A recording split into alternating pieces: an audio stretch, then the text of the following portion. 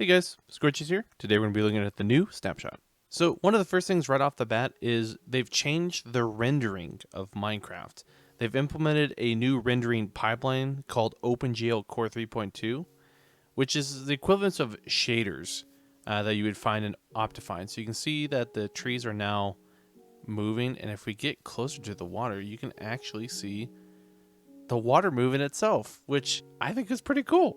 If you yourself want to see this new rendering pipeline, go ahead, download the new Snapshot, and I'll provide a link in the description where you can add a resource pack called Blustery Day, which will enable the shader that you're seeing here.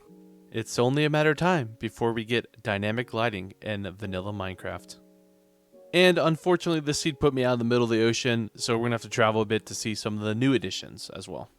So it turns out I actually didn't need to go find the new biome because it's only available when you create a custom world with a single biome. And what we're looking for here is a Lush Cave biome. Lush Caves. There we go. So right off the bat, we're placing this new world. We're going to go ahead and start flying. And this is exactly what I was looking for. So we can actually see the azalea tree now. And they are actually a sign that points to a lush cave below. So let us explore. Oh my god, right off the bat, this is something. This looks incredible. So with these new lush caves, you have these clay sections that wall off water as kind of like a stepping stone. You also have glowberries that now grow from the ceiling, with a bunch of moss that replaces some of the stone above as well as below. Although it looks like grass grows on the ones that are on the floor.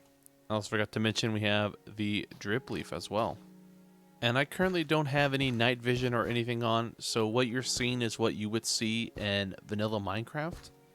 But if I were to put night vision on, it becomes a completely different game. This would actually be a really good spot to get clay instead of going into the rivers that you would find normally above ground. As you can see in my hand, I have some glowberries. They're pretty easy to get. You just go up and right click. And glowberries only give one hunger back. So I'm doing a quick flying around. Now obviously this is not what it would look like in vanilla Minecraft because we are playing on a single biome. I can't wait to find one of these just normally. And I think this is a great place to show off some of the changes for the deep slate. So one of the changes made with deep slate is when you mine deep slate, it turns into cobble deep slate, and now you can smelt it into normal deep slate with a furnace.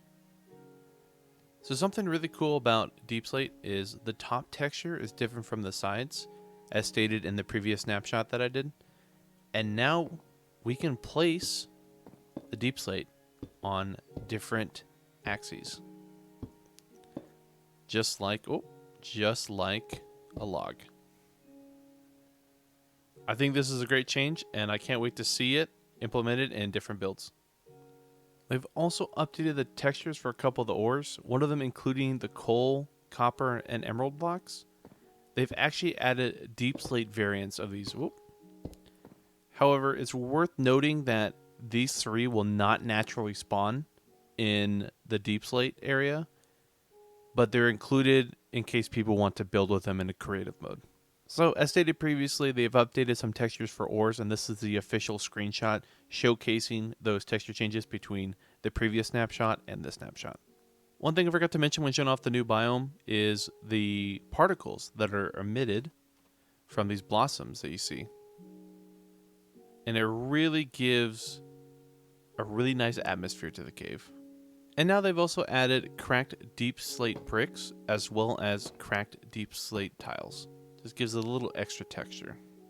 And one other change they mentioned that I haven't been able to do, which I think was a mistake in the patch notes, is they say that the rods can now be waterlogged, but I'm right clicking and nothing's happening. So I assume this is a planned change that's coming. It's just not currently in the snapshot. Another cool change that they added that I was unable to find was with fossils now. They're typically generated with coal ores around them, but now they spawn with diamond ores. And once again, they've changed the ore distribution for the snapshot. Again, it's still not final, but it gives us a better picture of kind of where they're going. So they've reduced air exposure for coal, which I think will hurt in the early game, but you can make charcoal, so I don't think it's that big of a deal. And iron now spawns below Y is 0, but it's in smaller blobs. And another big change is they've reduced the air exposure for diamonds, as well as decreased the blob size. So typically with diamonds, you would find them in groups of up to 8, and now it's more likely 3 to 4. And that's basically the snapshot. If you like the video, please give it a like, consider subscribing, and let me know what you think is the best change in the snapshot. I'll catch you later.